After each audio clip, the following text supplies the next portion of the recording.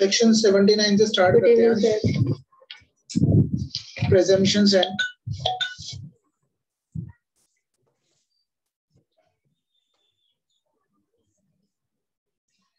ठीक है, तो ये कुछ प्रेजम्पशंस हैं। प्रेजम्पशंस जो हैं ये रिलेटेड टू एक डॉक्यूमेंट है। डॉक्यूमेंट को लेके कुछ प्रेजम्पशंस हैं और ये प्रेजम्पशन से क्या हेल्प होती है। देखो अभी तो हम पढ़ेंगे प्रेजम्पशन एज टू डॉक्यूमेंट और आगे चल के हम पढ़ेंगे presumption of as to matter of fact. Fact को लेकर भी कुछ प्रेजम्पशंस होती हैं। ठीक है, वो भी प्रेजम्पशंस हैं। जैसे आपने देखा होगा सेक्शन 112 से लेकर 114 ए तक जो है वो प्रेजम्पशन है। वहां पे भी प्रेजम्पशन है but as to matter of fact को लेकर है। जैसे अगर हम बात करें 112 की तो प्रेजम्पशन है कि कोई अगर लेजिटिमेसी फाइंड आउट करने के लिए 280 डेज का जो है एक टाइम पीरियड बताया गया है, तो वो एक फैक्ट को लेकर है। But there are certain presumption which related with the document. Document को लेके भी कुछ प्रेजम्पशंस होती है। अब डॉक्यूमेंट्स जनरली एक ये प्रेज्यूम किया जाता है जो भी चीज की जा रही है जो डॉक्यूमेंट्स में है वो सही तरीके से की गई होगी।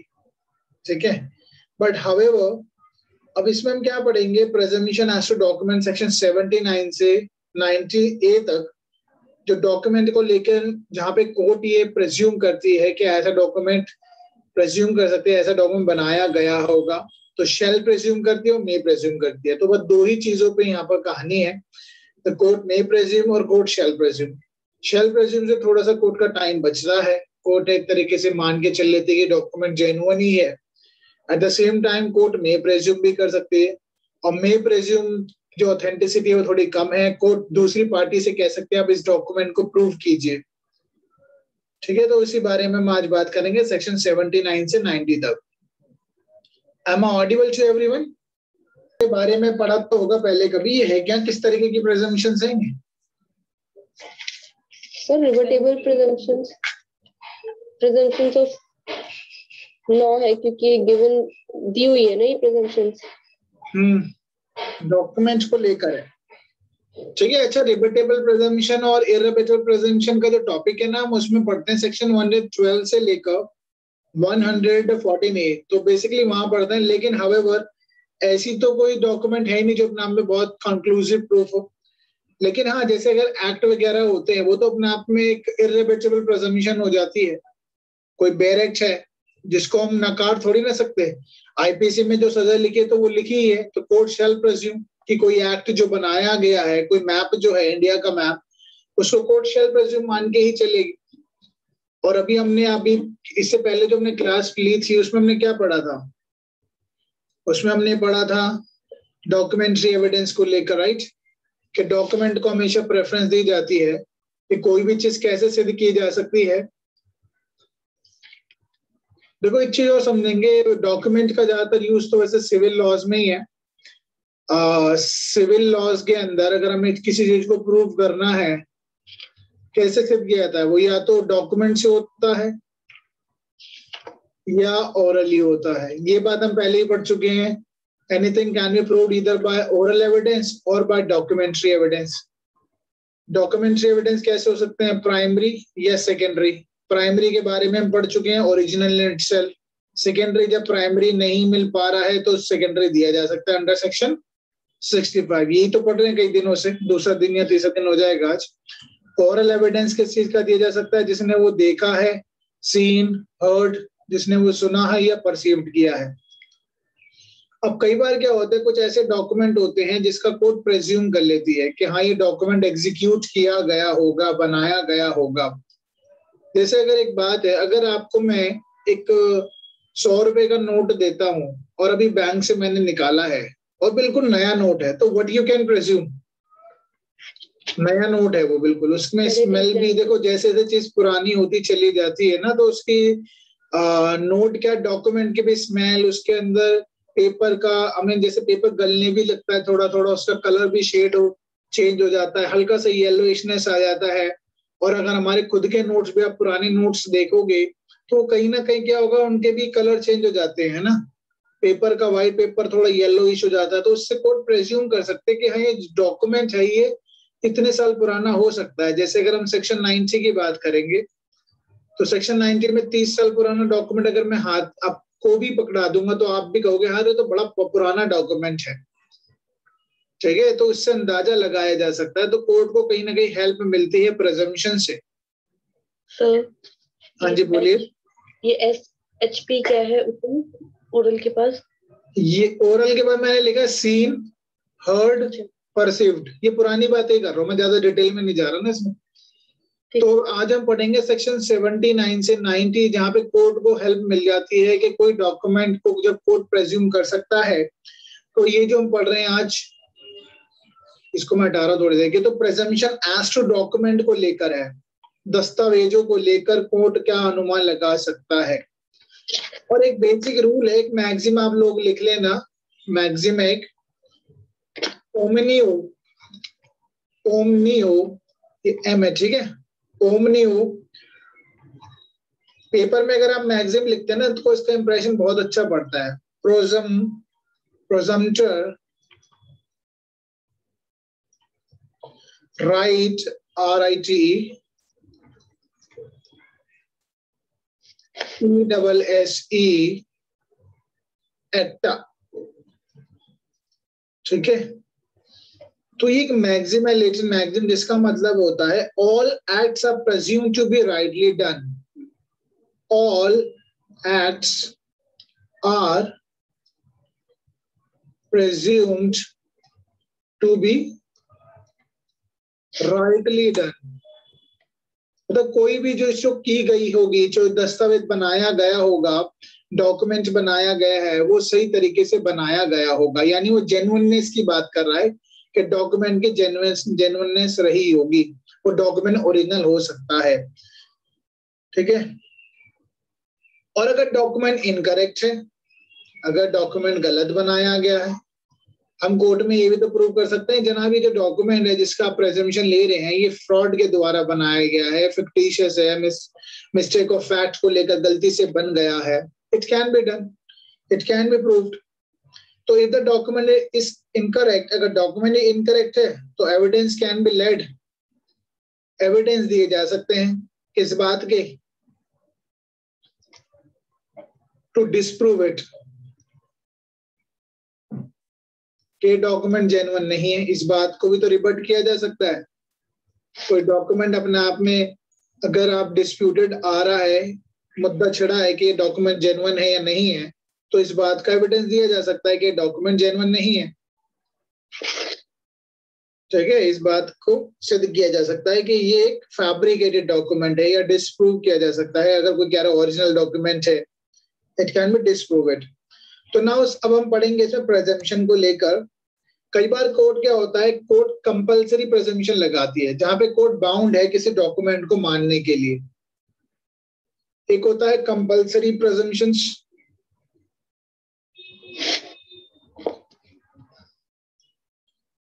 ठीक है, और एक होता है प्रेजम्पशन डिस्क्रिशनरी प्रेजम्पशन। डिस्क्रिशनरी प्रेजम्पशन कोर्ट मान के चल सकती है, कोर्ट को लगता है तो ठीक, नहीं तो कोई बात।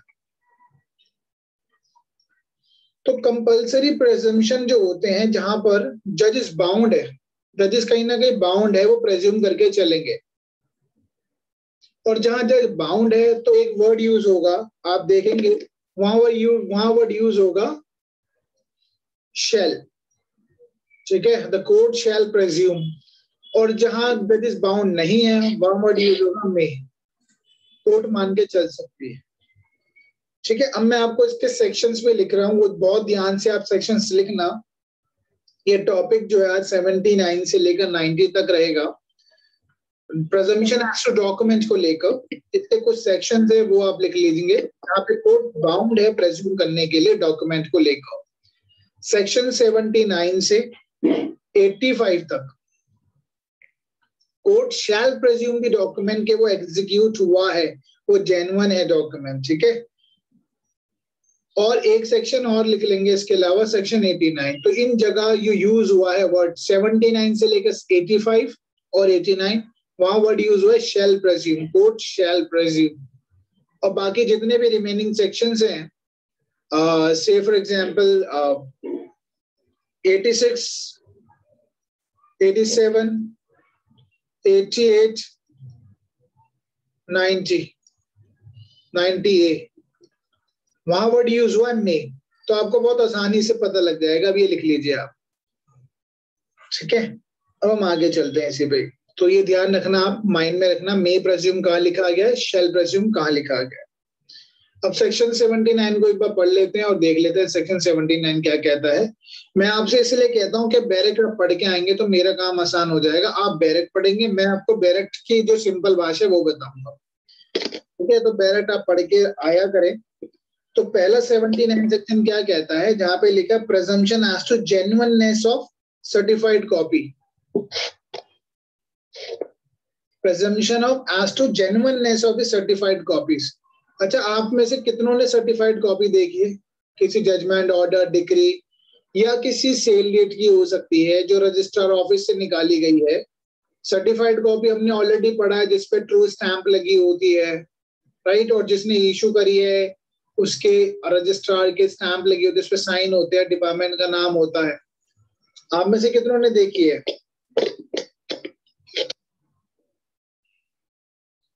हाँ जी, देखिए Yamini, Harshna, certified copy. Yes sir. तो जिस पे लिखा होता है ना, this is a true certified copy. अगर मैं आपको एक सर्टिफाइड कॉपी पकड़ा दूं तो आप उसको कहेंगे ये तो फॉर्ज है। आप क्या समझेंगे सर्टिफाइड कॉपी को? आप उसको जेन्युइन मान के चल सकते हैं क्या? Yes sir. तो सेक्शन 70 को बहुत आसान से टॉपिक है, 79 से लेकर 90 तक कुछ नहीं है, और हार्डली एमसीक्यू के क्वेश्चन आते हैं इसमें से।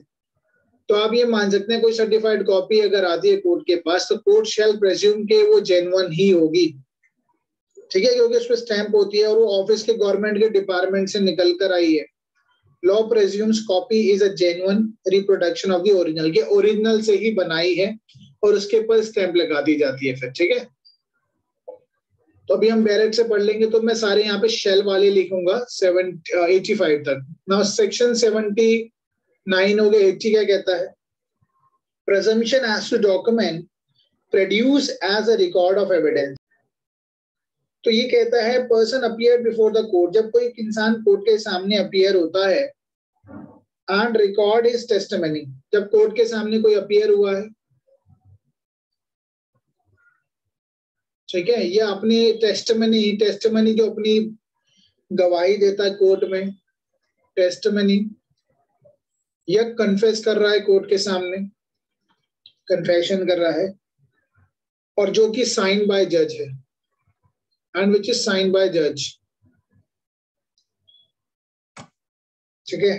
तो उसकी स्टेटमेंट जो होगी रिलेवेंट इन सब्सिक्वेंट केस, उसकी स्टेटमेंट जो होगी वो रिलेवेंट होगी सब्सिक्वेंट केस में, यानी जो पहले उसने कहा है वो बाद वाले केस में, सब्सिक्वेंटली केस में court shell present genuineness of such certified copy.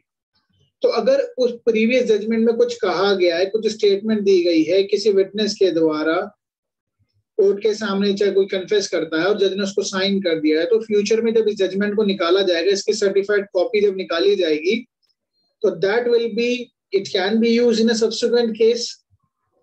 उसकी जो कॉपी होगी that would B showing the authenticity of the genuineness. The court shall presume, court मान के चलेगा कि वो जिस कहा है तो वो ऑथेंटिकेटेड या जेन्युइन ही होगी, ठीक है।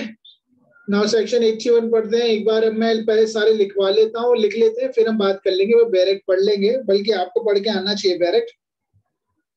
नाउ 81 क्या कहते हैं? Presumption as to gazettes, official gazettes जो होते हैं, newspaper, private act of the parliament. अब इसमें एक थोड़ी सी टिप्पणी भी मेरे को करनी है। एक तो गैजेट्स होते हैं, ठीक है, ऑफिशियल गैजेट्स, न्यूज़पेपर यहाँ पे लिखा हुआ है, लेकिन न्यूज़पेपर को मैं गोला बना रहा हूँ for the time being. Newspaper, act of the parliament, ठीक है, पार्लियामेंट के कानून। कोर्ट इसका भी जेन्युइननेस के लिए शैल मान के चलेगी कि जो चीज है वो जेन्युइन ही होंगे, और जर्नल्स भी हो सकती हैं। And copies of the private act of the Parliament of UK and other document kept in accordance with the law are presumed to be genuineness. उनको भी जेन्युइन माना जाएगा। यानी कानून के जो पार्लियामेंट के द्वारा लॉ पास हुए हैं या कोई जर्नल्स हैं जिनके अंदर जो ऑथराइज बाय द गवर्नमेंट है, अब सारी जर्नल नहीं है, प्राइवेट जर्नल भी आती है, उनकी बात नहीं कर रहा, authorise by the government, government के द्वारा जो पब्लिश होती है कुछ जर्नल्स जैसे गवर्नमेंट पब्लिकेशंस की आती हैं, अगर वो है जिसमें प्रोसीडिंग भी लिखी गई है तो वो भी ऑथेंटिकेट मानी गई है, जेन्युइननेस माना गया है उसको कि वो सही होंगी। और गैजेट जहां पर हम ऑफिशियल गैजेट जब इशू होता है, बट यहाँ न्यूज़पेपर भी लिखा है, लेकिन न्यूज़पेपर के रेफरेंस में कुछ और बातें भी हैं। जैसे न्यूज़पेपर एक केस में कहा गया है, Ram Swaroop versus state of Rajasthan का केस था, लिख लीजिए आप इस केस को। अच्छा, कोर्ट क्या जुडिशियल नोटिस लेता है न्यूज़पेपर का? सेक्शन आपने पढ़ा है, सेक्शन कौन सा है ये हमने? No sir.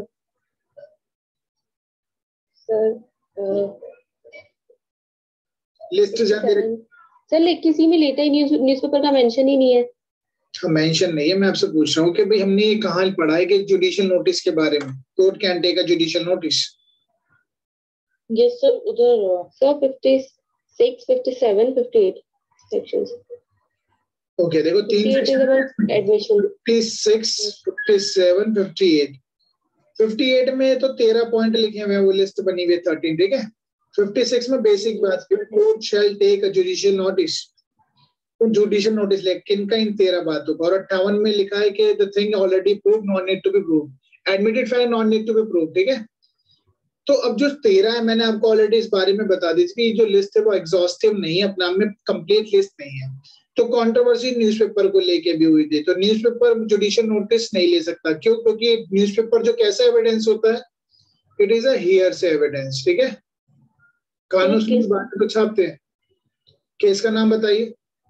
ये राम स्वरूप वर्सेस, ये तो मैं बता ही रहा हूँ, मुझे न्यूज़पेपर वाला बताइए ना जो पहले हमने लिखा है, कौन सा केस है?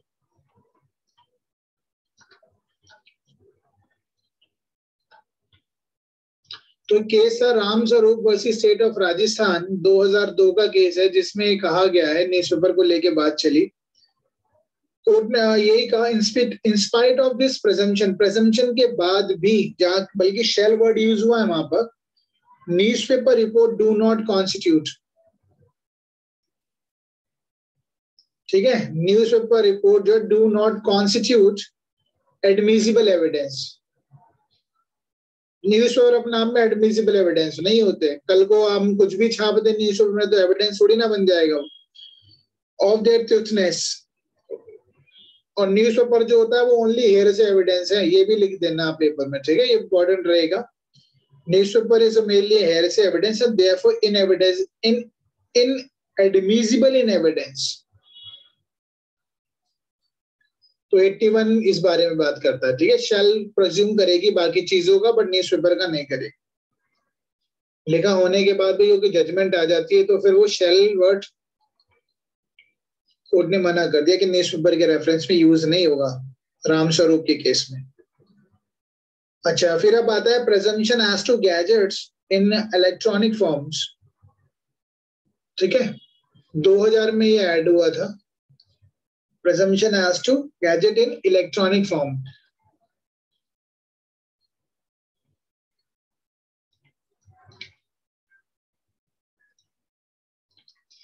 तो कोई अगर नोटिफिकेशन या कोई गैजेट पास हुआ है और वो इलेक्ट्रॉनिक फॉर्म में है, तो genuineness of every electronic record purporting to be official gadget kept or in the custody, जो कस्टडी में है और जो रखा गया है इलेक्ट्रॉनिक फॉर्म में, that will also be presumed, वो उसको भी हम शेल मान के चलेंगे, वो जेन्युइन ही होगा, ठीक है।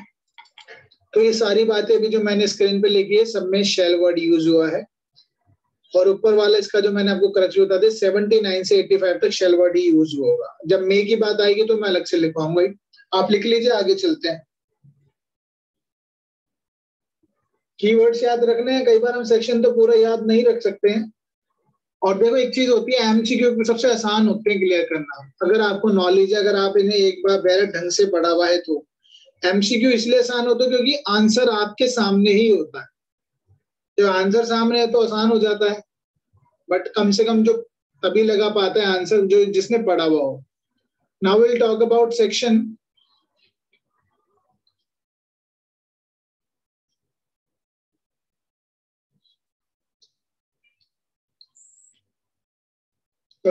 now section 82. 82 क्या कहता है? presumption है यहाँ पे भी.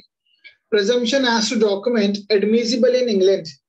देखो पहली चीज है पुराना एविडेंस एक्ट है 1872 का, तो बहुत सारी चीजें हैं जो उस टाइम के द्वारा लॉ बने हुए हैं. तो इसमें भी एक प्रेजम्पशन है. कोर्ट ये मान के चलेगी, शेल प्रेज्यूम करेगी as to document admissible in England, जो डॉक्यूमेंट इंग्लैंड में एडमिसिबल है without proof of seal and signature. ठीक है, तो इतना इंपॉर्टेंट सेक्शन भी नहीं है. Which according to law of England और Ireland would be admissible without proof of seal और सिग्नेचर. जो कोई भी डॉक्यूमेंट इंग्लैंड में एडमिसिबल है without proof of seal and signature, जो इंग्लैंड और आयरलैंड में सिद्ध किया जा सकता है विदाउट सील एंड सिग्नेचर, वो इंडिया में भी प्रूव किया जा सकता है. ठीक है, तो बहुत इंपॉर्टेंट सेक्शन नहीं है. आगे चलते हैं 83. ये एप्लीकेबल होता है अभी? अब तो देखो वैसे भी ये तो मैं आपको पहले डिस्क्लेमर दिया था ना, ये इंग्लैंड के कानून थे. अब तो इंडिया अपने हिसाब से कानून बनाएगा. बहुत सारी चीजें हमने देखा. अभी यूके की भी बात की गई थी पिछले सेक्शंस में, आने वाले कुछ सेक्शन में यूके की भी बात की जाएगी. तो आउटडेटेड है, तभी हमारी किताबों में हटा देना चाहिए था. नहीं, अभी तक नहीं हटाया. गोवा को भी कई जगह मैंने आपको बताया, तुमने आईपीसी पढ़ी थी, गोवा भी इंडिया का पार्ट नहीं दिखा रखा, तो that has to be removed. 83 की बात करते हैं. Presumption has to map or plan.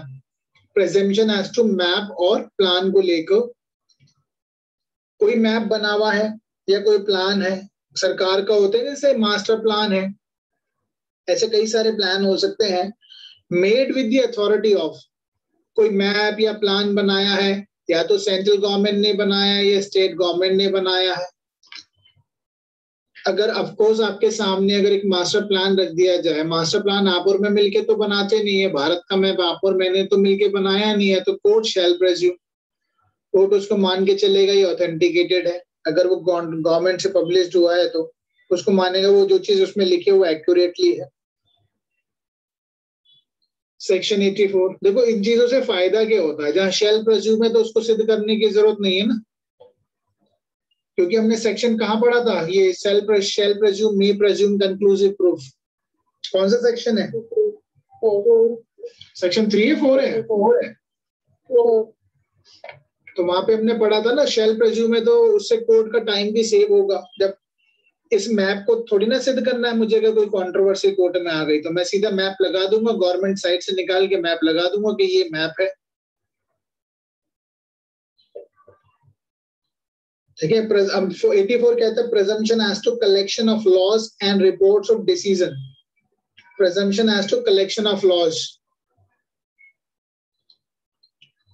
अब इंडिया के कितने सारे कानून हैं और उनकी रिपोर्ट्स हैं. लॉ कमीशन की रिपोर्ट है. हाँ जी बोलिए. ये लास्ट में लाइन जो लिखी है बट के बाद में, ये क्या कहना चाह रहे हैं? विच कौन सी लाइन है? कौन सा सेक्शन की बात कर रहे हैं? 83. एक second. 83.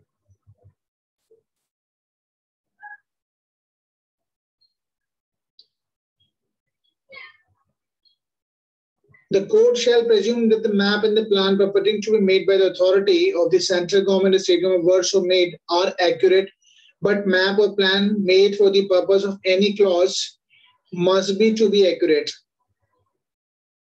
But the map or plan made for the purpose of any cause, किस कारण के लिए वो बनाया गया है. ठीक है, देखो एक तो बेसिक है कि हमें गवर्नमेंट साइट पे एक मैप मिलता है, ये गवर्नमेंट से पब्लिश हुए मैप है, वो एक अपने आप में क्या है, वो एक तरीके का एक प्रूफ है, कंक्लूसिव प्रूफ मान के चल सकती है, कोर्ट शैल प्रेज्यूम करेगी. But map or plan made for the purpose of any cause, किस कारण के लिए अगर हम बना रहे हैं, जैसे कुछ चेंजेस आ रहे हैं, मस्ट बी, उस बात को सिद्ध किया जाना है कि वो एक्यूरेट है.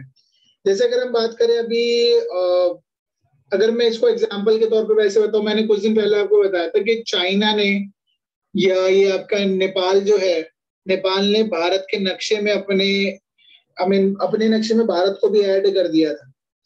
तो अगर वो ऐड किया पहले नहीं था और उनकी साइड पे जब वो पहले निकाले जा रहे थे तो वो अपने आप में कंक्लूसिव प्रूफ था, लेकिन उन्होंने जब ऐड कर दिया, कोई नया कारण आया, क्यों ऐड किया, रीजन क्या है?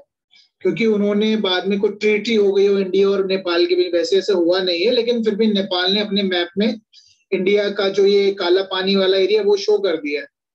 ऐसी पाकिस्तान ने वो पाकिस्तान ऑक्यूपाइड कश्मीर, और ऐसे ही अक्साई चीन को चीन दिखाता है, तो they have to prove it, और ये सिद्ध करना पड़ेगा फिर कि इट इज एक्यूरेट।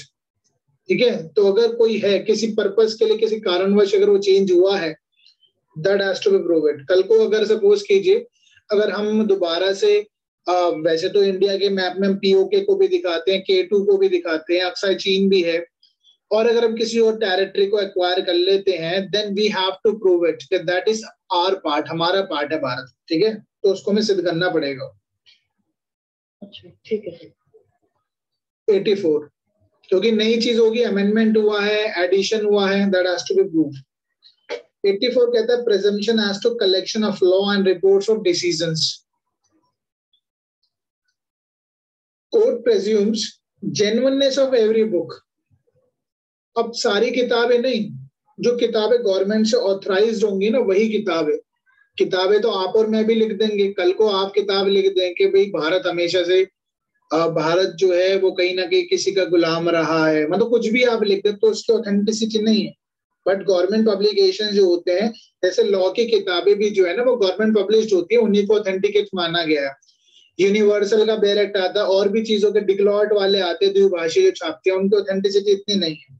पर गवर्नमेंट प्रेस आती है ना, आपने देखा होगा, यस सर, PIB, हाँ, उनके ऑथेंटिसिटी होती है, गवर्नमेंट पब्लिश करवाती है उनके। तो court presume genuineness of every book, और कुछ प्रिंटेड जो मटेरियल है publish under the government authority of government. ठीक है, अथॉरिटी ऑफ गवर्नमेंट के अगर निगरानी में, अथॉरिटी में वो पब्लिश हुआ है, किसी भी कंट्री का हो सकता है, any country which contain law of that country, उसके अंदर उसी कंट्री का लॉ लिखा है। Similarly with the report of the decided cases. ठीक है, लॉ हो गया, बाकी डिसाइडेड केस, जैसे रिपोर्ट्स हैं, रिपोर्ट्स कई सारी हो सकती हैं, जैसे लॉ कमीशन की रिपोर्ट होती है। अब एक लॉ कमीशन की रिपोर्ट है जो रूडिमेंट्री फॉर्म में है, रूडिमेंट्री होता है जो डायरेक्टली वहां से बनकर आई है। लॉ कमीशन की भी जो प्रेस, गवर्नमेंट प्रेस ने छापी है, वो ही ऑथेंटिकेटेड होगी, क्योंकि इसमें फैब्रिकेशन नहीं है। तो लॉ कमीशन की रिपोर्ट हो सकती है, और भी कई सारी रिपोर्ट्स हो सकती हैं। ठीक है, जैसे WHO की रिपोर्ट हो गई, इन सबकी, तो जो प्रॉपर मैनर में लिखी है, ऑथराइज्ड गवर्नमेंट ने अगर उसको पब्लिश कराई है, उसी को कोर्ट शैल प्रेज्यूम करेगी। मेरी रिसर्च को, मेरी PhD को नहीं कर सकती, बट हाँ मेरे, अगर एक चीज और बताइए, अगर मेरी PhD पे, मेरी थीसिस पे मेरा नाम लिखा है, आप इसको भी बताना, आगे भी मिलेगा, मेरी PhD पे मेरा नाम लिखा है, तो what court may presume or shall presume it is written by Indrajit?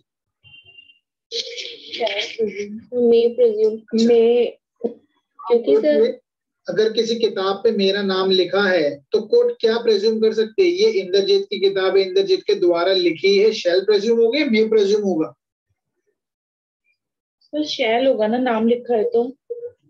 अब एक बात बताइए, मैं तो आपकी हर्षना की किताब लेके पूरी छाप के अपना नाम लिख दूंगा फ्रंट पेज पे। ये सर इसी वजह से मैंने मे प्रेज्यूम बोला, क्योंकि जनरली ऐसा होता है। प्लेजरिज्म भी तो होता है एक। कल को मैं आपकी किताब छाप दूं तो कोर्ट ऐसा थोड़ी ना शेल प्रेज्यूम कर लेगी, तो court you have to prove it is your original work, otherwise plagiarism आ जाता है। तो अभी हम आगे पढ़ेंगे भी, मे प्रेज्यूम वाली बातें भी पढ़ेंगे कि कोर्ट कई चीजों को, अच्छा मे प्रेज्यूम में क्या है, कोर्ट ये कह सकती है कि आइए और सिद्ध कीजिए। ठीक है, शेल प्रेज्यूम में कोर्ट ये नहीं कहती। शेल प्रेज्यूम में तो कोर्ट मान के चल लेते, चलो आपने ये चीज लगाई है तो हम मान लेते हैं जेन्युइन ही होगी। बट जहां मे प्रेज्यूम आएगा भी आने वाले टाइम में, जैसे ऑथर की बात चली, तो इसलिए मैं आपको बता रहा हूं, ऐसे आगे भी हम पढ़ेंगे इस सेक्शन में, कि कोर्ट ये प्रेज्यूम कर लेती है किताब पे जिसका नाम है, वो जो राइटर है, जो ऑथर है, द कोर्ट मे प्रेज्यूम उसने ही लिखी होगी। बट ऑफ कोर्स कंट्रोवर्सी आएगी तो आपको ये कहा जा सकता है कि ये किताब तो आपने कॉपी करी है, then you have to prove it कि no it is written by me. अब कैसे सिद्ध करोगे? आप ये सिद्ध करोगे कि भाई ये किताब जो है मैंने पहले ही लिख दी थी, और जब मैं दिल्ली यूनिवर्सिटी में एलएलएम की रिसर्च कर रहा था तो मैंने ही लिखी थी, मैंने इसको पब्लिश नहीं कराई थी। कई बार ऐसा होता है, हम अपनी अनपब्लिश्ड वर्क भी तो होता है, मेरी थीसिस जो है, ये आपकी थीसिस जो होगी या आपकी एलएलएम की रिसर्च पेपर, वो अनपब्लिश्ड होता है।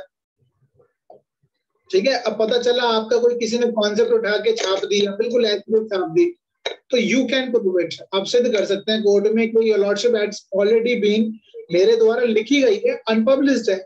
और अगर जब कॉपीराइट पढ़ेंगे तो चाहे कोई चीज अनपब्लिश्ड भी हो, वो भी प्रोटेक्टेड होती है। ठीक है, ये बात पता है, अनप्रोटेक्टेड अनपब्लिश्ड चीज भी प्रोटेक्टेड होती है। जैसे कॉपीराइट में अगर मैंने एलएलएम में रिसर्च करी थी कुछ और हमने पब्लिश तो करा ही नहीं, वो तो सबमिट करी है, क्या उसको कोई कॉपी कर सकता है? कर सकता है? No sir, copyright act protect करेगा ना। उसको भी नहीं कॉपी कर सकता, क्योंकि वो अगर वो पहली बात तो जब कोई दूसरा ऑथर लिखेगा तो हमारे जो चीज जैसी वो सर्च इंजन पे डालेगा ना, प्लेजियरिज्म ढूंढेगा, तो उसको ऑलरेडी लिखा आ जाएगा कि ये तो पूरा पैरा इंद्रजीत ने लिखा हुआ है। जो सॉफ्टवेयर होते हैं ना, पहले आपसे एक सर्टिफिकेट भी मांगते हैं, जो आप लिख रहे हो ना वो प्लेजरिज्म में नहीं आना चाहिए। चलो 85 करते हैं। हाँ जी बोलिए सर। क्या मतलब, आप क्या बताया आपने? जैसे आप कोई भी रिसर्च करोगे ना, अगर आप पीएचडी करोगे तो आप जब अपनी थीसिस जमा कराते हैं ना, उससे पहले वो प्लेजरिज्म चेक करवाते हैं। चाहे एलएलएम की हो चाहे पीएचडी की हो, उसमें ये चेक कराते हैं कि इसकी किसी और का काम तो नहीं है, आपने कॉपी कट पेस्ट करके अपना नाम तो नहीं चिपका दिया।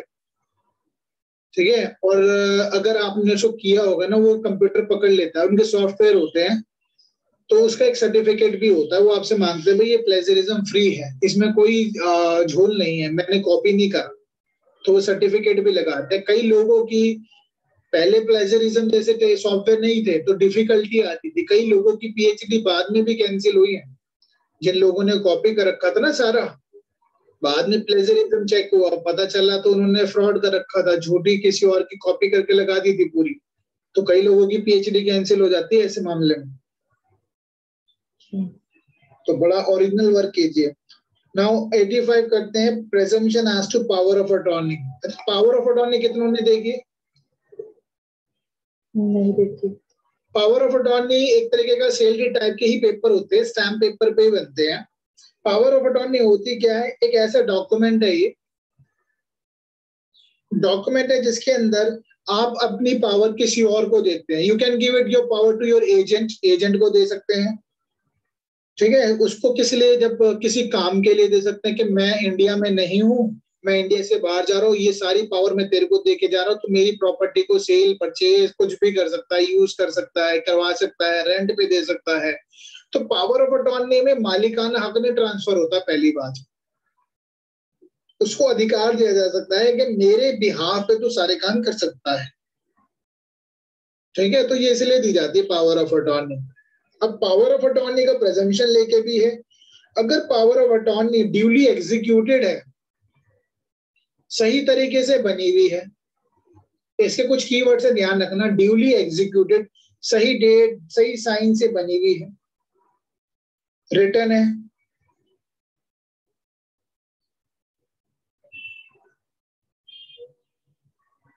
ठीक है, और ये सर्टिफाइड भी है, किससे? नोटरी पब्लिक से सर्टिफाइड हो। जनरली नोटरी पब्लिक से हम करवाते हैं। नोटरी पब्लिक क्या होता है, देखा है सबने? I guess I am sure सबने देखी होगी नोटरी। नोटराइज होती है, या कोई जज, वैसे तो जज करेगा नहीं, लेकिन अगर कर रखी है तो भी चल जाएगी, या कोई कोर्ट हो। अच्छा, ये कीवर्ड ध्यान रखना, ये थोड़ा क्वेश्चन पूछा जा सकता है कि पावर ऑफ अटॉर्नी को ऑथेंटिकेशन की बात की गई तो कौन कौन कर सकता है? नोटरी, नोटरी, जज, कोर्ट, इंडियन काउंसिल, ये क्या है? कॉन्सुलेट्स होते हैं ना। जैसे अगर मैं अगर वहां रहता हूँ, सपोज मैं अमेरिका में हूँ, तो अमेरिका के एम्बेसी वाले मेरी चीज को रिकॉग्नाइज कर देते हैं। तो सर कोर्ट और जज में क्या फर्क होता होगा? सिनोनिम के फॉर्म में यूज करिए। सर कोर्ट में देखो, कोर्ट जज can include more than one जज, बट जज का मतलब सिर्फ सिंगल होगा। मजिस्ट्रेट भी हो सकता है, एसडीएम भी है, एग्जीक्यूटिव भी हो सकते हैं। जज की डेफिनेशन थोड़ी वाइडर है। अब जैसे जज जो हमने यूज किया हुआ है, कौन सा सेक्शन है आईपीसी का? 20 हाँ जी, 21 21 तो पब्लिक सर्वेंट है, तो 19 या 20 होगा। 19 होगा, 19 19। तो काउंसिल क्या बताया था आपने?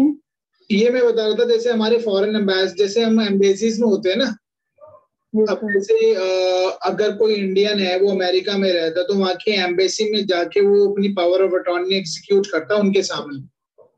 कॉन्सुलेट्स होते हैं वहां पे, ऐसे ही वाइस कॉन्सुलेट्स लिखा है, ठीक है। या कोई representative of government. Representative of government कौन हो सकता है? जो सेंट्रल गवर्नमेंट ने रिप्रेजेंटेटिव बनाए हुए हैं, उनके सामने हमने पावर ऑफ अटॉर्नी एग्जीक्यूट की है, तो कोर्ट उसको मान के चल सकती है वो जेन्युइननेस है, कि वो जेन्युइन होगी अगर प्रॉपर्ली ड्यूली एग्जीक्यूटेड है, टाइमली है, डेटेड है, नोटरी की, इसलिए नोटरी की ऑथेंटिसिटी है। कई बार हम चीजों का, जैसे पावर ऑफ अटॉर्नी जो है, अगर हम, वैसे तो आपको पता ही होगा, पावर ऑफ अटॉर्नी के चलते हम अक्सर अपनी प्रॉपर्टी को भी ट्रांसफर कर देते हैं, जैसे वैसे उसकी लीगल ऑथेंटिसिटी नहीं है, ठीक है। सिर्फ वो पावर देता है, सेल नहीं होती पावर ऑफ अटॉर्नी से। लेकिन सर मूवीज में तो दिखाते हैं सेल कर दिया, वो गलत है।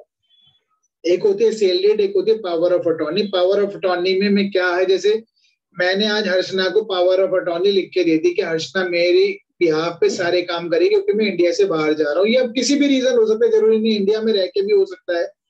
मैं अपने काम में इतना बिजी हूँ। एक बात बताओ, मुकेश अंबानी क्या हर पेपर पे डॉक्यूमेंट पे साइन करता है? प्रॉपर्टी डेली खरीदता है, बेचता है, कितने कॉन्ट्रैक्ट करता है, वो क्या हर जगह मुकेश अंबानी जाता है? मुकेश अंबानी थोड़ी ना जाएगा, तो उसके एजेंट जाते हैं, तो उनको अधिकार होता है, पावर ऑफ अटॉर्नी दे रखे है मुकेश अंबानी ने। तो power of attorney can be cancel at any time, किसी भी टाइम वापस ली जा सकती है। तो मैंने आपको ऑथोराइज किया हुआ है, वापस ले लूंगा मैं आपकी अपनी पावर आपसे, ठीक है। तो उसमें सेल कर देते हैं लोग, लेकिन वो ऑथोराइज नहीं है। तो वो सर अगर सेल हो जाता है तो वो मतलब वैलिड तो होता है ना सेल? नहीं होता। तो सर वो जो मूवी में दिखाते हैं वो गलत दिखाते हैं इसमें? मूवी में क्या, हम लोग भी खरीदते हैं। मैंने खुद बीइंग एडवोकेट होने के बाद मेरी सारी प्रॉपर्टी पावर ऑफ अटॉर्नी पे, इक्के दुक्की है। जैसे आपका क्या नाम है, कौन सी जगह है यूपी के अंदर, जो property of power of attorney पे मिलती नहीं है, रजिस्टर्ड करानी पड़ती है, ठीक है। फरीदाबाद में भी रजिस्टर्ड करानी पड़ती है, लेकिन कुछ ऐसी प्रॉपर्टीज हैं जो पावर ऑफ अटॉर्नी में पुरानी चल रही है। दिल्ली के अंदर आपने देखा होगा, किशन क्या नाम है, जमुना पार जो है ना, प्रॉपर्टी यमुना पार जिसको बोलते हैं, कृष्णा नगर, लाल क्वार्टर वगैरह, सारा 90% पावर ऑफ अटॉर्नी पे चलता है। मैंने आपको इसका लॉजिक भी बताया था, पावर ऑफ अटॉर्नी से फायदा और नुकसान क्या होते हैं, पढ़ा है आपने, याद है? यस सर, वो गवर्नमेंट को स्टैम्प ड्यूटी पूरा स्टैम्प ड्यूटी, बच्चे रजिस्ट्रेशन फीस कुछ नहीं देनी, तो पैसे ही ट्रांसफर हो जाता है, नाम चेंज हो जाता है बस उसमें, मतलब आपकी जो नहीं होता, नाम चेंज नहीं होता। सेल डेट में ही नाम चेंज होगा। पावर ऑफ अटॉर्नी में, पावर ऑफ अटॉर्नी में जो मालिक है वो ही रहेगा, बट इसलिए हम क्या करते हैं, एक विल बनवा लेते हैं, पावर ऑफ अटॉर्नी के साथ एक वसीयत बनवा लेते हैं। कुछ वसीयत का क्या लॉजिक रहता है कि मैंने इसको पावर ऑफ अटॉर्नी दिए, ए ने अपनी पावर ऑफ अटॉर्नी बी को दिए सारे काम करने के लिए, ये इसका एजेंट हो गया, ये एजेंट के रूप में काम करेगा, इसको बेच सकता है, खरीद सकता है, कुछ भी कर सकता है, ठीक है। ये हमने आपकी कोई प्रॉपर्टी है, आपने अपने एजेंट को पावर ऑफ अटॉर्नी दे रखी है और मैंने उससे वो प्रॉपर्टी खरीद ली, फिर ये जो है ना, ए जब मर्जी ऑब्जेक्ट कर सकता है उसको, सी को, कि भैया मेरी प्रॉपर्टी वापस दो, मेरे एजेंट ने तो दी थी आपको, मैंने उसको पावर ऑफ अटॉर्नी दी थी। इसलिए हम क्या करते हैं, ध्यान से सुनना, पावर ऑफ अटॉर्नी हो गई, पावर ऑफ अटॉर्नी के साथ एक हम विल बनवा लेते हैं। विल क्या होता है कि मेरे मरने के बाद ये प्रॉपर्टी ये एग्जीक्यूट होगा। जब इंसान मर ही गया है तो फिर पावर ऑफ अटॉर्नी विल के साथ जोड़कर फिर थोड़ा सा ऑथेंटिसिटी बढ़ जाती है इसकी, क्योंकि अब चैलेंज नहीं करेगा ना कोई इसको, क्योंकि विल आ गई है। लेकिन विल को भी चैलेंज कर सकते हैं इसके लीगल एयर्स, जो बेचने वाला था ना, जैसे वो विल तो वो अपने जीते जी फिर से भी चेंज कर सकता है। तो मर गया ना, अभी की तो बात कर रहा हूँ मैं। तो मरने के बाद थोड़ी स्ट्रॉन्ग हो जाती है पावर ऑफ अटॉर्नी, जो बेचने वाला है ना, अगर वो बेचता है और उसे विल, देखो बेसिकली क्या होता है, पावर ऑफ अटॉर्नी का लॉजिक शायद आप सबको पता होगा कि स्टैम्प बचाने के लिए पावर ऑफ अटॉर्नी कर लेते हैं, लेकिन power of attorney it's not a legal document for the selling purpose. किसी प्रॉपर्टी को खरीदने बेचने के लिए वो नहीं बना है, उसके लिए प्रॉपर सेल डेट होनी चाहिए। लोग पावर ऑफ अटॉर्नी पे अपना घर बेच देते हैं, और होता क्या, साधु वसीयत बनवा लेते हैं। अब वसीयत बनाने से क्या होगा, एक सेकेंड, वसीयत बनाने से क्या होगा, सपोज ए ने बी को प्रॉपर्टी बेची है पावर ऑफ अटॉर्नी के जरिए, ठीक है। अब ये ए मर जाता है और इसने इसको बेच रखी है, बेच दी, पावर ऑफ अटॉर्नी बेच, तो at the same time B क्या करेगा, विल भी बनवा लेता है कि क्योंकि अगर फ्यूचर में कोई इसके क्लेमनेंट्स आ गए ए के, तो ये कम से कम वसीयत को तो दिखा सकता है कोर्ट में कि इसने मेरे नाम पे अपनी प्रॉपर्टी संपत्ति अपने जीते जी ट्रांसफर कर दी थी, और क्योंकि विल अपने आप में एक वैलिड डॉक्यूमेंट माना भी गया, और इसको रजिस्टर्ड करा लेते हैं हम। 500 रुपए में रजिस्टर्ड हो जाती है, इसकी फीस ही 500 रुपए। अगर बिल नहीं बन रही तो फिर लीगल एयर्स जो होंगे वो तो वापस ले लेंगे ना। कुछ भी नहीं है, पावर ऑफ अटॉर्नी कुछ भी नहीं है। जब मर्जी ए का कोई लीगल एयर आके इसको क्लेम कर देगा, हटाओ इसको, बी को, बी कौन है। अभी जजमेंट भी पढ़ लेना आप चाहे इस पे कि इसकी ऑथेंटिसिटी क्या है, कुछ भी नहीं है इसकी ऑथेंटिसिटी। जजमेंट आ रखी है, कोर्ट ने तक कह रखा है कि इसकी कोई वैल्यू नहीं है। लोग पावर ऑफ अटॉर्नी पे एक तरीके से गवर्नमेंट का रेवेन्यू खत्म कर रहे हैं, धोखा दे रहे हैं। बहुत सारी कोर्ट नहीं मानती इसको ऑथेंटिसिटी, और बिल्कुल ऑथेंटिकेट नहीं है पावर ऑफ अटॉर्नी। और एक बार बताता हूँ मैं आपको, जिसके पास कब्जा है ना, तो वो थोड़ा सा स्ट्रॉन्ग माना गया है, और आपने जूरिस्प्रूडेंस पढ़ी होगी, position is a 9 point of ownership. चलो आगे चलते हैं, क्योंकि आज मेरे को 92 तक कवर कराना, 91 92 बहुत इंपॉर्टेंट है, 20 नंबर का मीन्स पक्का है, ठीक है। मेन से क्वेश्चन आता है 91 92 पे। 85 कर लेते हैं। 85 में क्या लिखा है, पावर ऑफ अटॉर्नी की बात कर रहे थे हम, वो जेन्युइन मानी जाती है अगर प्रॉपर्ली ऑथेंटिकेटेड है। पर देखो, चाहे शैल लिख ले चाहे मे लिख ले, अगर कहीं पे भी डाउट आएगा तो court can revert it, ask for reverting, revert करवा सकती है। अब सेक्शन में 85 ए बी सी ये 3 और हैं, ये भी देख लेते क्या है। Presumption as to electronic agreement,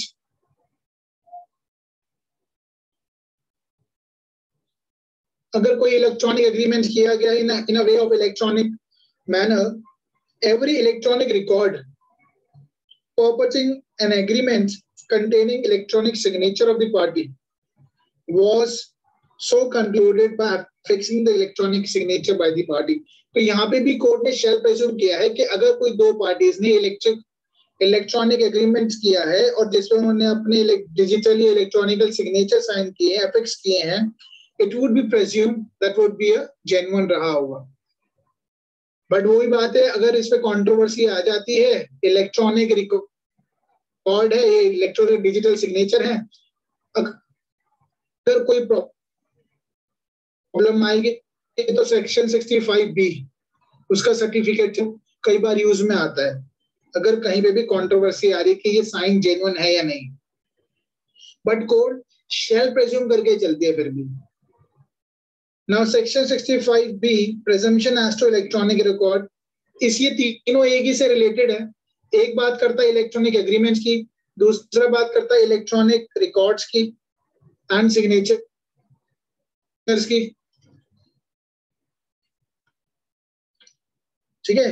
electronic record unless contrary prove, जब तक उसका विपरीत सिद्ध ना किया जाए, ठीक है। अगर क्योंकि उसमें कई बार अल्टरेशन मॉडिफिकेशन कर दी गई हो, then the court can ask to prove it.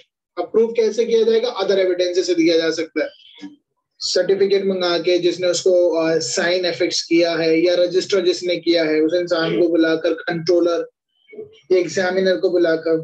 And 85C क्या कहता है, presumption as to electronical signature certificate, ये सर्टिफिकेट की बात करता है, ठीक है, जो मैं भी आपको बता रहा था। अगर कोई इंसान किसी बात का इलेक्ट्रॉनिक सिग्नेचर सर्टिफिकेट दिखा रहा है, दैट वुड बी प्रेज्यूम, जो भी है कि हाँ वो जेन्युइन रहा होगा। तो ये शेल प्रेज्यूम है सारे, और एक शेल प्रेज्यूम और है, बड़ा इंपॉर्टेंट है, 89, वो पढ़ लेते हैं, फिर हमारे मे प्रेज्यूम आ जाएंगे ये सारे। 89 शेल प्रेज्यूम, वो क्या कहते हैं? Presumption in relation to the document not produce. ये हमने कुछ दिन पहले आपसे पढ़ा था कि जब कभी हम कोर्ट कहती है किसी डॉक्यूमेंट को कोर्ट में मंगाने के लिए और दूसरी पार्टी अगर नहीं लाती है, तो कहीं ना कहीं इन्फरेंस आता है कि ये डॉक्यूमेंट जो है वो नहीं ला रही, तो बाद में फ्यूचर में वो नहीं ला पाएगी। तो ऐसे ही सेक्शन 89 है जहां लिखा presumption in relation to document not produce.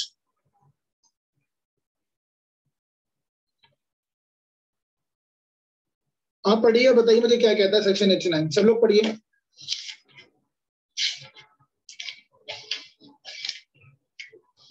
मैं इधर भी ओपन कर देता हूँ, just read it once then let me no.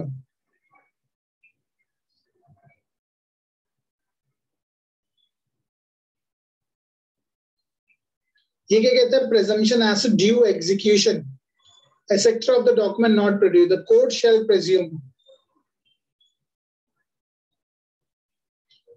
presume that every document called for, जिसको बुलाया गया है, and not produced after notice to produce, was attested, अगर वो attested है, attested था, stamped था, and executed in the manner required by the law, यानी कानून में उसका अटेस्टेशन जरूरी था, तो कोर्ट शेल प्रेज्यूम, कोर्ट मान के चल सकता है कि वो डॉक्यूमेंट सही तरीके से अटेस्ट या जेन्युइन रहा होगा। ठीक है, अगर जिसको कोर्ट कई बार अपोजिट पार्टी नोटिस देने के बाद भी नहीं ला पाती है, तो कोर्ट शेल प्रेज्यूम यहाँ पर मान के चल सकती है। अगर वो प्रॉपर्ली अटेस्टेड था या स्टैम्प्ड था, तो कोर्ट में प्रेज्यूम उस डॉक्यूमेंट को मान के चल सकती है कि वो जेन्युइन रहा होगा। नाउ अब ये हमने तो शेल की बात पढ़ी है ना, अब स्टार्ट करेंगे मे प्रेज्यूम, जो मैंने आपको बताया था 86, 87, 88 और 90 एंड 90A, वहां वर्ड यूज हुए हैं मे प्रेज्यूम। तो 5 ऐसे सेक्शन है जहां मे प्रेज्यूम यूज हुआ है, यहाँ से 86 से। अब ये भी पेपर में कभी कभार एमसीक्यू में पूछ लिया जाता है, अदरवाइज बहुत ज्यादा इंपॉर्टेंट नहीं है, लेकिन हाँ सेक्शन में आपको लास्ट में बता दूं कहाँ से कुछ क्वेश्चन पूछे गए हैं, तो आप उन पे फोकस रख लेना। सारे सेक्शन तो हार्डली पूछे जाते हैं, बट कुछ सेक्शन है जहाँ से क्वेश्चन आए हुए हैं, बट एक बार डायरेक्ट से आप जरूर पढ़ लेना। यहाँ पे हम मे प्रेज्यूम पढ़ लेते हैं, जहां कोर्ट दूसरी पार्टी को कह सकता है कि हाँ, कोर्ट की डिस्क्रिशनरी, कोर्ट को लगता है कि ठीक है इससे काम चल जाएगा, नहीं तो court can ask other party to prove it. Section 3, अगर सेक्शन 4 आप पढ़ेंगे मे प्रेज्यूम क्या होता है, एक बार मैं पढ़ के बता देता हूँ आपको मे प्रेज्यूम क्या है। देखो मे प्रेज्यूम में क्या लिखा है, whenever it is provided by this act that the court may presume a fact, it may either regard such fact as proved, उस बात को सिद्ध मान लेगी, unless until it is disproved, or may call for the proof of it। तो court ये कह सकती है भाई इस डॉक्यूमेंट को सिद्ध कीजिए, तो कोर्ट की डिस्क्रिशनरी पावर है, कोर्ट चाहे तो प्रूव करने के लिए कह सकती है। सेक्शन 86, इसमें कौन कौन से सेक्शन है? 87, 88 और 90 एंड 90A, ये 5 सेक्शन है मे प्रेज्यूम। 86 पढ़ लेते हैं पहले। 86 क्या कहती है? Presumption as to certified copy of the foreign records. अब एक चीज आपको ध्यान रखना है, certified copy of foreign records. India की सर्टिफाइड कॉपी को कोर्ट क्या मान लेगी? शेल प्रेज्यूम। फॉरेन की यहाँ पर मे प्रेज्यूम, ये ध्यान रहेगा भाई, इतना सही है। फॉरेन की सर्टिफाइड कॉपी कोई लाता है, पेश करता है फॉरेन जजमेंट को, order, decree of any court, it will be the court may presume. But Indian court की है तो वो शेल प्रेज्यूम मान लेगी। 87, presumption as to book, map or chart when produced before the court, the court may presume। तो 87 में लिखा है बुक, मैप और चार्ट, बुक, मैप और chart etc when produced before court may presume written by the person। अब यहाँ पे यही बात है, ये जो मैं अभी आपको बता, कोई किताब, कोई चार्ट, कोई या फिर मैप बनाया गया है, तो कोर्ट may presume क्या मान के चल सकती है? may presume written by a person, उस इंसान के द्वारा लिखा गया होगा या बनाया गया होगा जिसका नाम whose name whose name shown as a author, जैसे उसका ऑथर का नाम लिखा है या पब्लिशर का नाम लिखा है और जहां पे वो किताब पब्लिश हुई है। अब जैसे आपने कई बार देखा होगा, अगर कोई इंसान पेंटिंग करता है, पेंटिंग के नीचे यहाँ लिख देता है मेड बाय इंद्रजीत, ठीक है, मेड बाय एमएफ हुसैन, तो it may be presume that is has been made by the MF Hussain. या कोई अगर ऑथर है, अगर मैंने अपनी कोई बुक लिख के छापी है, उस पे मेरा नाम है, तो इट कैन बी प्रेज्यूम कि मैंने लिखी होगी, but however it can be rebutted, court can ask you to prove it. Section 88 में बड़ा इंपॉर्टेंस है, क्वेश्चन आता है इस पे, एमसीक्यू क्वेश्चन है, presumption as to telegraphic message, presumption as to telegraphic message. ये बात मैं आपको शायद कई बार बता चुका हूं कि एक मेरा फोन है, सपोज मेरे एक फोन से आपके पास मैसेज जाता है, ठीक है, इंद्रजीत के फोन से आपके पास एक मैसेज जाता है, श्रवण के पास एक मैसेज गया, श्रवण ने फोन ऑन करा तो श्रवण के पास एक एब्यूजिव मैसेज मेरे फोन से आया, तो आप मुझे बताइए कोर्ट क्या प्रूव करे, सोच के चलेगी? द कोर्ट में प्रेज्यूम, में लिखा है पहले वाले सेंटेंस में, दो सेंटेंस में है, पहले में लिखा may presume message from the post office to whom purpose to be addresses. यहाँ पोस्ट ऑफिस से लिखा है क्योंकि पहले टेलीग्राम ही चलते थे कि कोई मैसेज जो है वो इस पोस्ट ऑफिस से आया है। May presume the forward from the post office to whom purpose to be address, कि किसी को दिया जाना था। इसको मैं अभी दोबारा होल्ड कर रहा हूँ, जरा इसको दोबारा समझाऊंगा। But court shall not presume, court shall not presume person by whom message was delivered, किसके द्वारा डिलीवर्ड किया गया। आज के टाइम में तो टेलीग्राफिक मैसेज नहीं, लेकिन हाँ, अगर मैं सपोज कीजिए फोन से मैं आपको मैसेज भेजता हूं, तो कोर्ट में प्रेज्यूम के इंद्रजीत के फोन से आया है श्रवण के पास, बट कोर्ट शैल नॉट प्रेज्यूम के मैसेज इंद्रजीत ने भेजा है। क्या पता मेरा फोन उस वक्त कोई और यूज कर रहा हो, ठीक है, क्या पता कोई इंसान जो श्रवण और मेरे बीच में लड़ाई कराना चाहता है, उसने मेरा फोन लिया हो 5 मिनट के लिए और गलत मैसेज भेज दिया हो। तो कोर्ट शैल नॉट प्रेज्यूम के मैसेज जो है इंद्रजीत ने भेजा है, बट हाँ ये प्रेज्यूम कर सकती है कि इंद्रजीत के फोन से आया है। सेक्शन 88 याद रहेगा।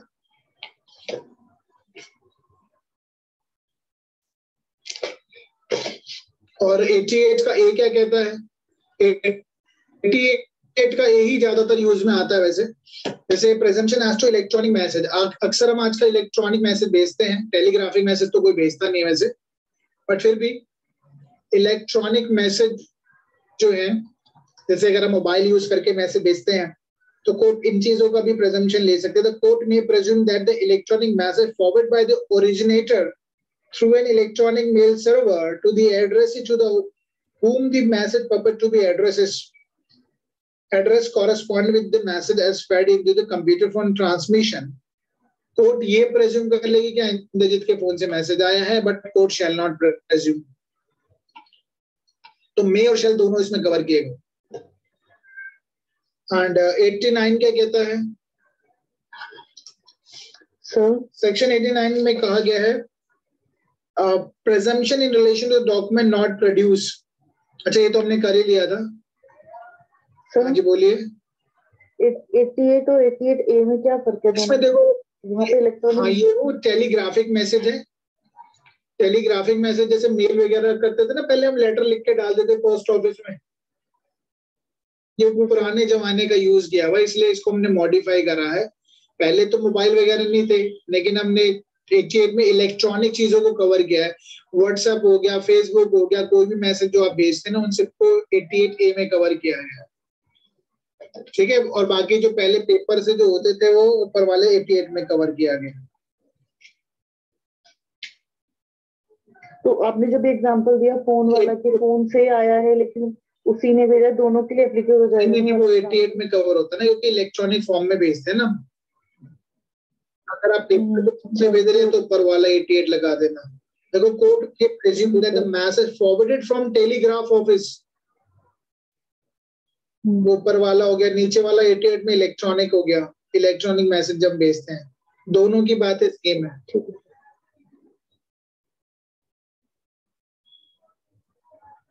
ठीक है, 89 हो गया है, 90।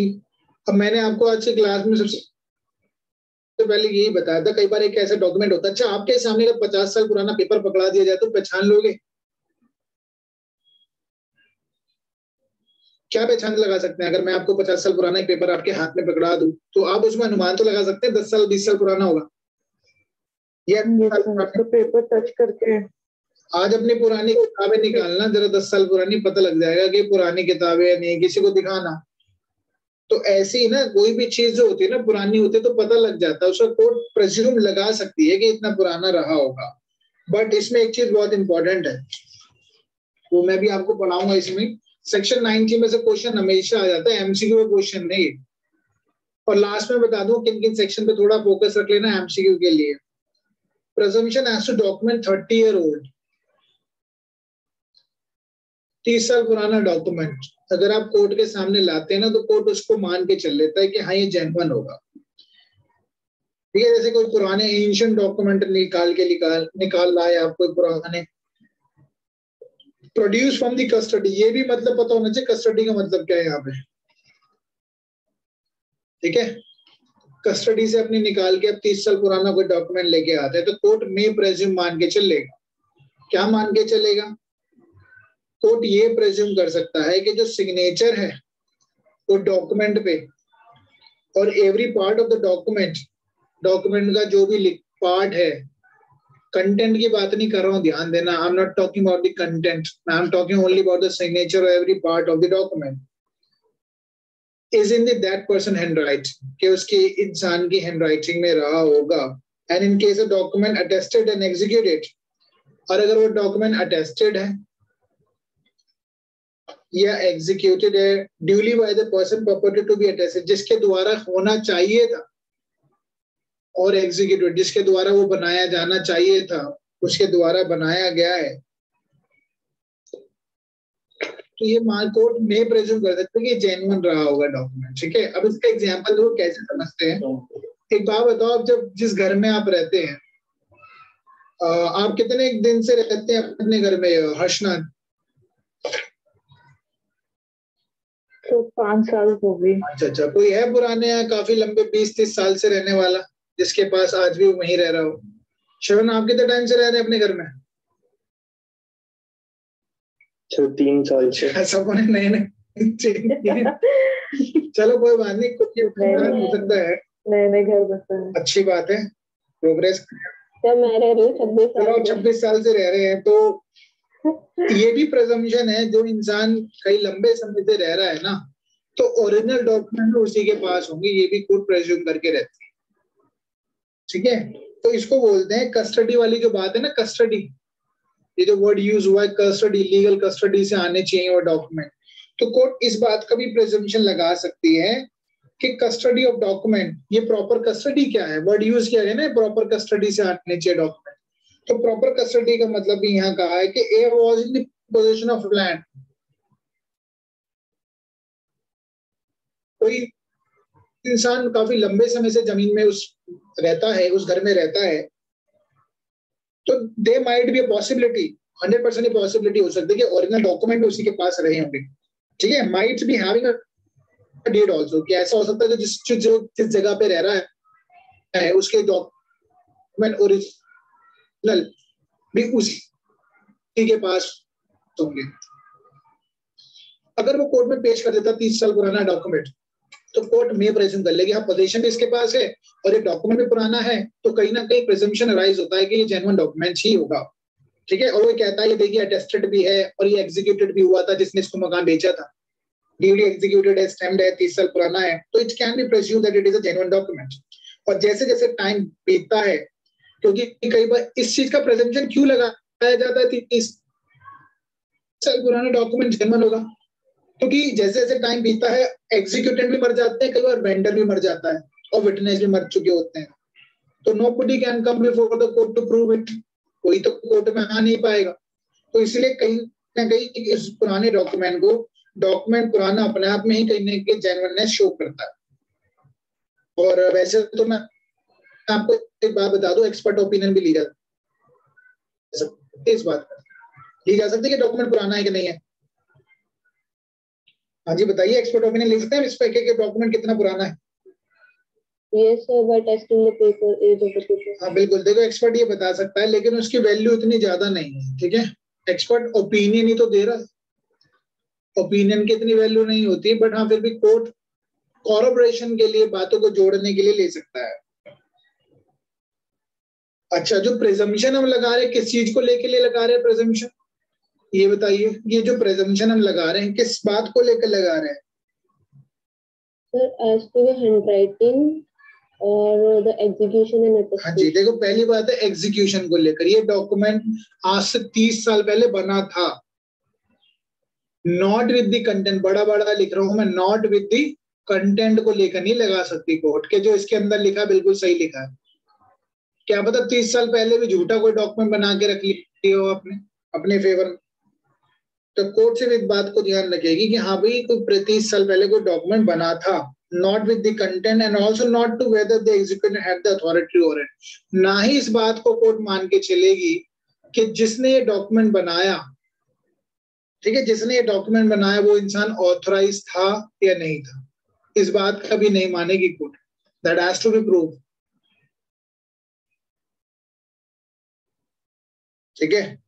और ओरिजिनल डॉक्यूमेंट को ही लेके मान के चलते, ये बात भी ध्यान रखना, फोटोकॉपी को न मानेगी वो पुराना। अगर आप 30 साल पुराना ओरिजिनल डॉक्यूमेंट लेके आएंगे ना, उसी का कोर्ट अनुमान लगाएगी, फोटोकॉपी का नहीं लगाएगी, ये बात ध्यान रखना, ठीक है। नॉट विद द फोटोकॉपीज,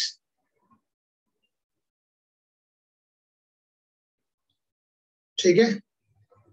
इसका मेन क्रक्स क्या है, कंटेंट को लेकर आप कोई अंदाजा नहीं लगा सकते कि जो कंटेंट अंदर लिखा है वो बिल्कुल जेन्युइन है। सिर्फ डॉक्यूमेंट एग्जीक्यूट हुआ था, content has to be prove before the court. Now section 90A में ही लिख रहा हूँ शॉर्ट में, वो छोटा सा ही है। ओके, सेक्शन 90A कहता है presumption as to electronic records. अगर कोई चीज बहुत पुरानी है, 5 साल पुरानी हो चुकी है और इलेक्ट्रॉनिक रिकॉर्ड्स के फॉर्म में है, वो इलेक्ट्रॉनिक रिकॉर्ड जैसे कई चीज स्टोर की गई है या कोई पुराने मैसेजेस हैं, टेम्पर्ड नहीं है, डॉक्टरेटेड नहीं है, और वो प्रॉपर कस्टडी से निकाले गए हैं। प्रॉपर कस्टडी का मतलब है जिस इंसान के पोजीशन में वो चीज रही होगी, जैसे कोई मोबाइल है किसी के जो पोजीशन में रहा 5 साल पुराना, वो रिकॉर्ड निकाल के लाता है, that has to be proved. अगर वो 5 साल पुराना है तो कोर्ट में प्रेज्यूम कर सकते है उसको, ठीक है, कोर्ट में प्रेज्यूम। ये टॉपिक खत्म हो जाता है हमारा, एमसीक्यू क्वेश्चन आते हैं बस इसमें से, कोर्ट में प्रेज्यूम। अब मैं इसमें आपको बता देता हूँ कौन कौन से सेक्शन को थोड़ा सा ध्यान में रख लेना, वहां से एमसीक्यू क्वेश्चन पूछे जाते हैं। यहीं पे लिख देता हूं मैं,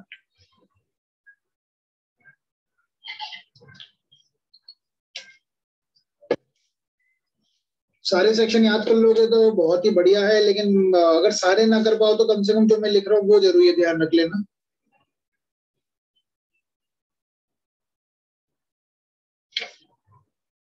ठीक है, एक तो 79 कर लेना सर्टिफाइड कॉपी,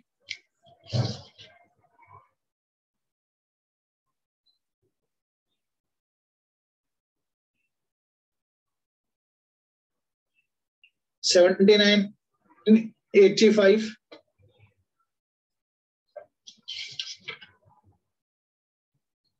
88, 88A, 89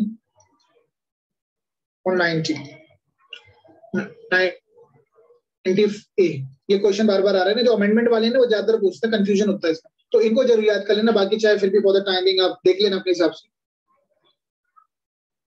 हाँ जी सर, ये 90 और 90A में ये कह रहा है कि अगर कोई डॉक्यूमेंट आपको ये प्रूव करना है कि वो 30 ईयर ओल्ड है तो वो प्रॉपर कस्टडी से लाया गया है, मतलब इसको प्रॉपर कस्टडी का मतलब यहाँ पे ये था कि देखो प्रॉपर कस्टडी मतलब कोई इंसान, जैसे सपोज मैंने इसलिए कहा था, अगर आपके 30 साल से अगर किसी जगह पे रह रहे हैं और वहां से आप डॉक्यूमेंट निकाल के ला रहे हैं, आप ऑनर है, ऑनर अगर चलो आप नहीं भी है, सपोज करो आप टेनेंट है और कई जगह आप उस प्रॉपर्टी में रह रहे हैं और आपके पास एक ऐसा डॉक्यूमेंट निकलता है जो ये शो करता है कि यू आर दी ऑनर, क्योंकि टेनेंट कई बार कहते हैं ना कि हम ही ऑनर है, पुराने किराएदार, और उसके बाद वो डॉक्यूमेंट निकाल के लाते हैं और वो जेन्युइन डॉक्यूमेंट है, ओरिजिनल डॉक्यूमेंट लेके आ जाते हैं जिसमें ऑनरशिप को शो कर रहे हैं अपनी, तो कोर्ट ये प्रेज्यूम कर सकते हैं कि टेनेंट ऑनर होगा या ऑनर टेनेंट हो सकता है, कुछ भी मान सकते हैं जो डॉक्यूमेंट प्रोड्यूस कर रहा है कोर्ट में, अगर वो ओरिजिनल है तो। लेकिन कंटेंट को लेके नहीं मानेगी, बट ये कहेगी हाँ डॉक्यूमेंट चाहिए but you have to prove it, court में ask you to prove it.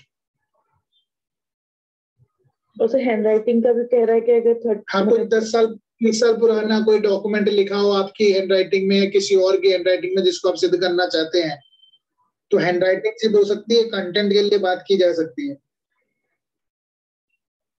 Purport to be handwriting of any particular person is in that person as a handwriting, कि उसके हैंडराइटिंग में लिखा गया था ये पत्र 30 साल पहले। ठीक है, जैसे सपोज करो वसीयत भी अगर आ जाती है, अगर कोई 30 साल पहले कोई लिखी हो वसीयत को भी, तो हमें जरूरी नहीं है ना कि रजिस्टर्ड कराना है।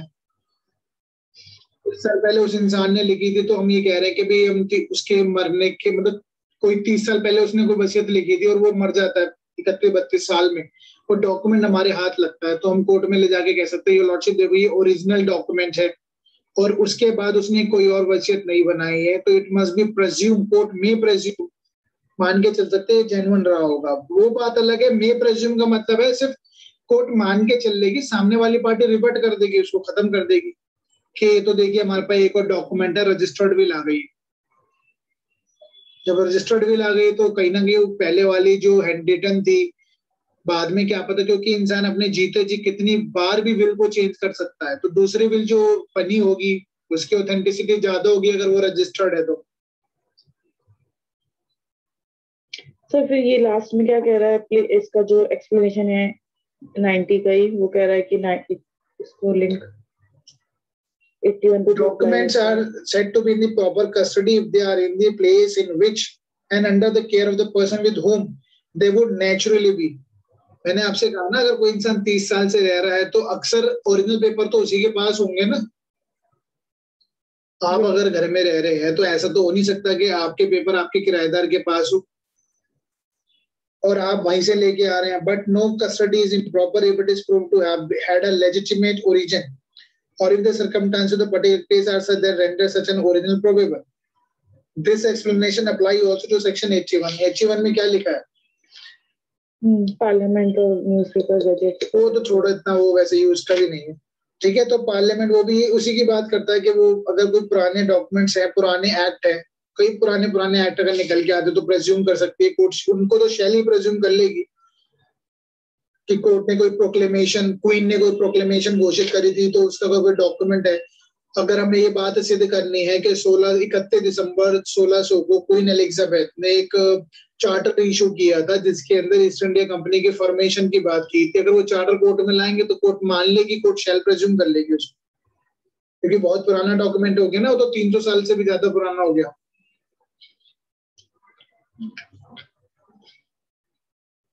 ठीक है, चलो बाकी एक बार जब तक आप डायरेक्ट नहीं पढ़ेंगे तो फिर भूल जाएंगे, डायरेक्ट पे पढ़ना